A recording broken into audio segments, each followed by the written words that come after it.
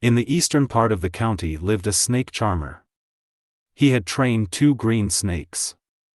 He called the larger one Er Qing, big green, and the smaller one Er Qing, second green. Er Qing had a red dot on its forehead and was particularly clever and obedient. It would coil and spiral at his command, performing tricks flawlessly. The snake charmer doted on Er Qing, treating it differently from all his other snakes. A year passed, and Er Qing died. The snake charmer wanted to find another snake to replace it but never got around to it. One night, he stayed at a mountain temple. When he opened his bamboo box the next morning, Er Qing was gone. The snake charmer was devastated and furious. He searched high and low, calling out, but found no trace of his beloved snake.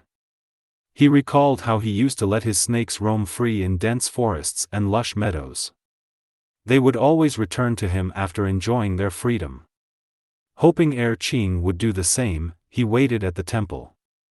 The sun rose higher and higher, and finally, in despair, he dejectedly left. He had only taken a few steps from the temple gate when he heard a rustling sound from the thick undergrowth. He stopped in surprise and saw Er Qing slithering back to him.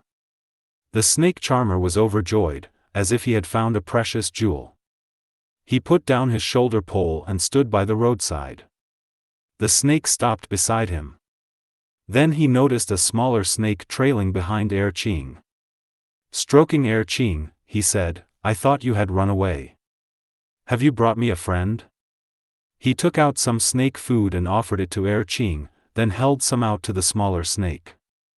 The little snake, though reluctant to leave Er Qing's side, shrank back, afraid to eat. Er Qing took some food in its mouth and gently fed the little snake, much like a host offering food to a guest. The snake charmer offered food again, and this time, the little snake ate. Afterward, it followed Er Qing into the bamboo box. The snake charmer began training the little snake. It coiled and twisted with ease, proving just as adept as Er Qing. He named it Xiao Qing, Little Green. He traveled far and wide, performing with his snakes and earning a good living. Snake charmers generally preferred snakes under 2 feet long. Larger snakes were too heavy to handle and had to be replaced.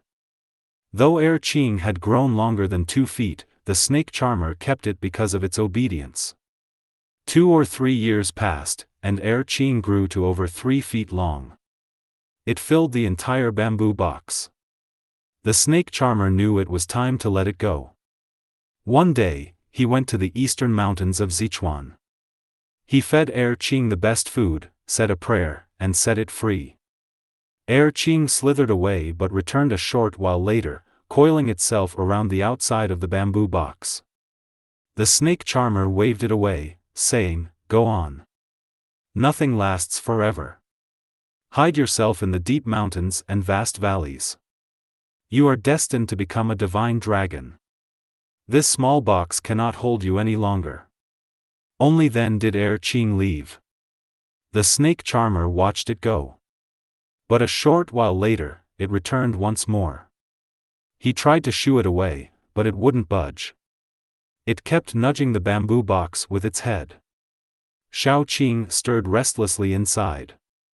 Suddenly, the snake charmer understood. "Do you want to say goodbye to Xiao Qing?" he asked. He opened the box, and Xiao Qing darted out. The 2 snakes intertwined their necks and flicked their tongues, as if whispering farewells. Then, they slithered away together. The snake charmer thought he'd never see Xiao Qing again.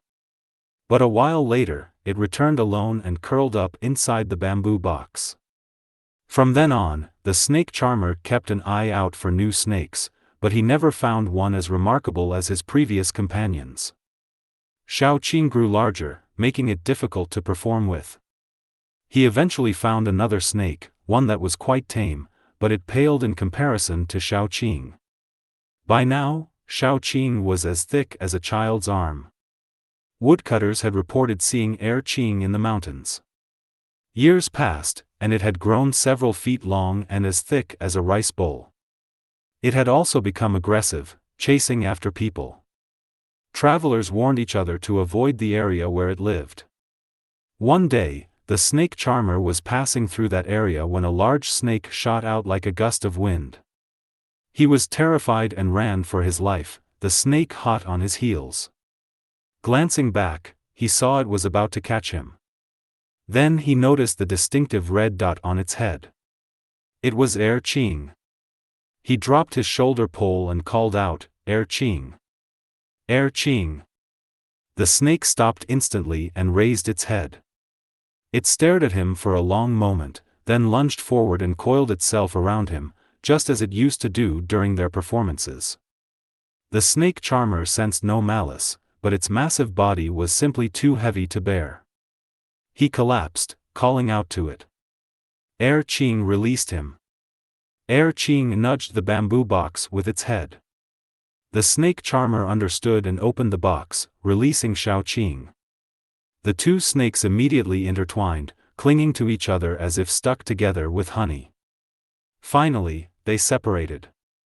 The snake charmer said to Xiao Qing, "I've been meaning to say goodbye. Now you have your companion back." To Er Qing, he said, "You brought Xiao Qing to me, you can take it back with you. But heed my words, there's no shortage of food and water in the mountains. Do not harm travelers, lest you incur the wrath of heaven." The two snakes lowered their heads, as if acknowledging his advice. Then they sped off, the larger snake in the lead, parting the trees and bushes in their path. The snake charmer watched until they were out of sight. Peace returned to the area, and travelers could once again journey without fear. No one knew where the two snakes had gone.